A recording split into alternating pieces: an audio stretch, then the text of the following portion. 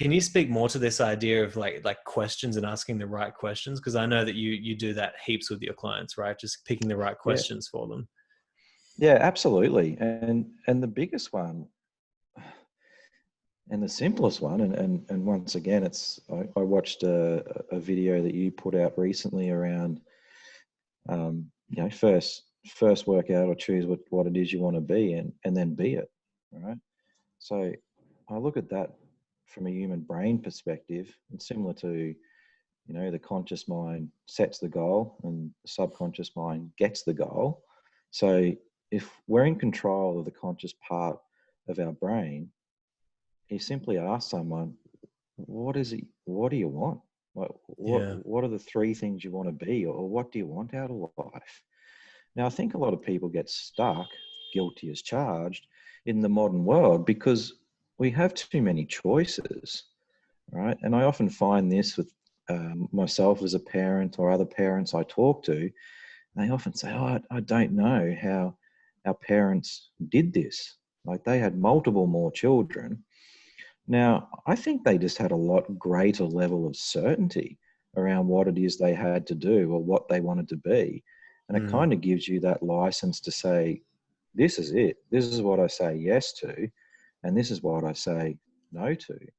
Now, a lot of people get stuck because, let's use your example there. If you just continued for the rest of your life with your band to go on to those boats and play music and all those sort of things, that's a fantastic life, right?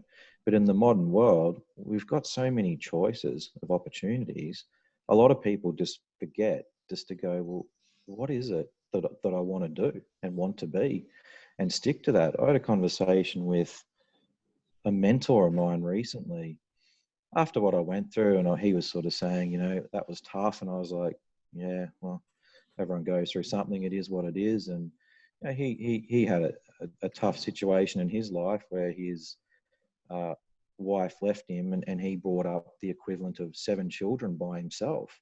And I said, man, that's way tougher than what I went through. And he said, you know what, you would think so.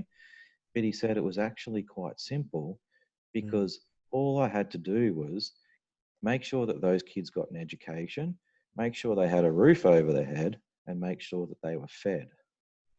And nothing else mattered, right? He said it was actually quite a simple existence. Simple is not always easy, of course. It was still a challenge. But that just gave him a lot of clarity, and it took away a lot of fear. I think a lot of people that come to get coached are stuck in ruts because they continually want something else. It's that future thing again. They're just not looking at the present with gratitude and saying, you know what? Like a lot of people say to me, since the breakthrough, you look a lot happier. Are you happy? And I go, happy is an interesting word for me on a lot of fronts. I say, you know what? If your reference of the world is happiness, and if you think a reference of me is me being happy, well, yes, I'm very happy. But the reality is I became happy when I stopped chasing happiness because I had it. It's not a future concept. So big questions I'll always ask is, if you don't know what it is you want to be, let's work on your values. Okay. And then once we've got those, we can work on some of these belief patterns that you've got that are probably outdated. They've served you well in your younger years and got you to a point in life. It's a classic concept of what got you here is not going to get you there. You're a fit guy. You understand sports.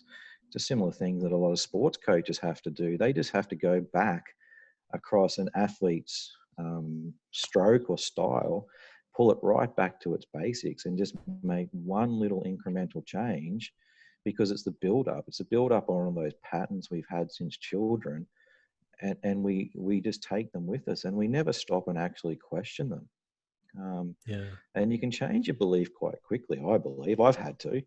I haven't changed my values. I certainly believe I wasn't behaving in line with my values at all times, and not in a untoward manner, more just in a sense that when I get to a a choice point around a decision, I would probably at times be selfish and put myself ahead of my family, or put my work ahead of my family. Now, you can justify that any way you want. Any human can say, well, going to work to earn money is in the best interest of my family. Of course it is. But like anything, and that's why, when you talk about alignment coaching, I don't think there's a better way to sum up a good coach, because that's perfectly what it is. If you want to outperform in one area of your life, you're going to underperform in another, because energy and willpower and all these things, they're a finite resource. So you got to really make choices about where you're going to allocate them. That's another basic kind of framework I work through with people in two regards. One is who's renting space in your head. And, if someone's renting 50% of your headspace, but they're only contributing 20% productivity to your life, there's no alignment there. Let's think about that. Or if you design your perfect life, 100% of that energy allocation, you might give, 30% to your family. Well, why you want to give 30% in the perfect world? Why are you only at the 10%? What are the behaviors there that are stopping you? What are the triggers? What are the enablers?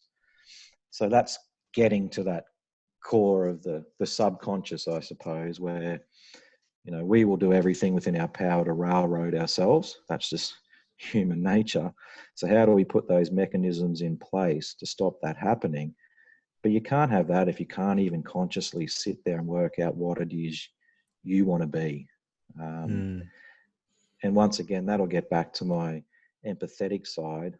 I'm not a heavy accountability coach in that regard, because I understand humans have a raft of things going on, range of experience, etc. So I can kind of work through with people, and excuse is not the right word, but there are genuine reasons sometimes for why things happen the way they do. And at a subconscious level, I can certainly tolerate more of that than I can at a conscious level. So I certainly know that now my frame of the world is be the best husband you can and be the best parent you can.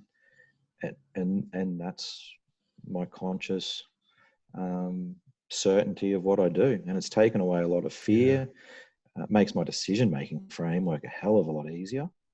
But a lot of people, you put that big question on them straight away, and they're just like, oh, I don't know. Yeah. And it's like, well, that's why you're seeing me.